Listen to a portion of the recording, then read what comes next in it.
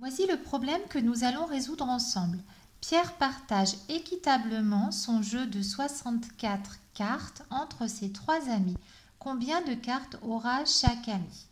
Tu as vu que j'ai déjà souligné les mots importants, le verbe partager et le mot équitablement, qui veut dire que chaque ami aura le même nombre de cartes. Si tu prends ta petite carte mentale, nous sommes dans le cas d'un partage équitable où chacun doit avoir la même quantité. Il faut donc faire une division. Regarde ce petit schéma. Il te montre l'idée du partage. Tu as la grande quantité que tu vas partager en petites quantités, plus petites, mais par contre égales les unes avec les autres. Alors, pour résoudre ce problème, puisque c'est une division, tu te souviens que tu vas chercher dans tes tables. Tu as 64 cartes que tu dois partager entre trois amis. Tu vas donc prendre ta table de 3 et chercher ce qui fait 64 ou juste en dessous. Alors, nous regardons la table de 3. Et si tu regardes jusqu'au bout, la table de 3 va jusqu'à 3 x 10, 30. Donc, nous ne pouvons pas nous servir de la méthode habituelle. Nous n'avons pas la réponse dans les tables. C'est trop petit. Alors, comment allons-nous faire? Eh bien, nous allons résoudre ce problème en faisant des tâtonnements, des essais, jusqu'à ce que nous trouvions le bon résultat. Alors, tu as 64 cartes. Tu écris ton grand nombre en haut dans un rectangle. Tu as 3 amis.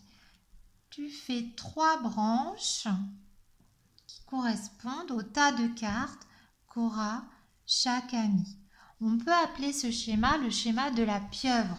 Tu as le grand nombre avec 3 bras puisque tu as 3 amis.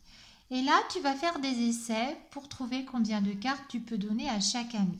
Tu ne vas pas faire un par un, une distribution un par un, ce serait beaucoup trop long. Pour être plus efficace, tu vas te servir de nombres ronds.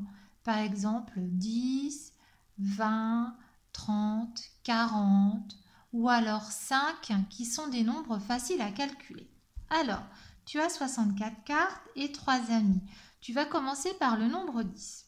Si tu donnes 10 cartes à chacun, 10 fois 3, on multiplie.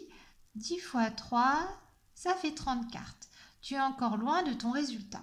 On va essayer avec le nombre rond qui vient juste au-dessus, 20.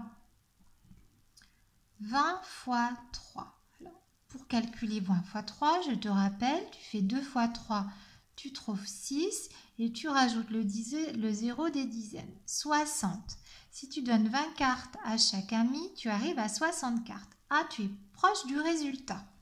Alors, tu vas décider de donner 20 cartes à chaque ami. Et donc, tu auras donné 20, 40, 60 cartes. Il t'en manque encore 4. Combien tu vas en donner? Tu le vois directement sur ton schéma. Tu peux en donner encore une. À chacun, 1, 2, 3. Et il t'en restera donc une qui ne sera pas distribuée. Donc, tu peux écrire que 64 divisé par 3, c'est-à-dire 64 partagé en 3, égale 21, reste 1. Tu peux aussi écrire que 64 égale 3 fois 21 plus 1. Combien de cartes aura chaque ami? Chaque ami aura 21 cartes et il restera une carte qui ne sera pas distribuée.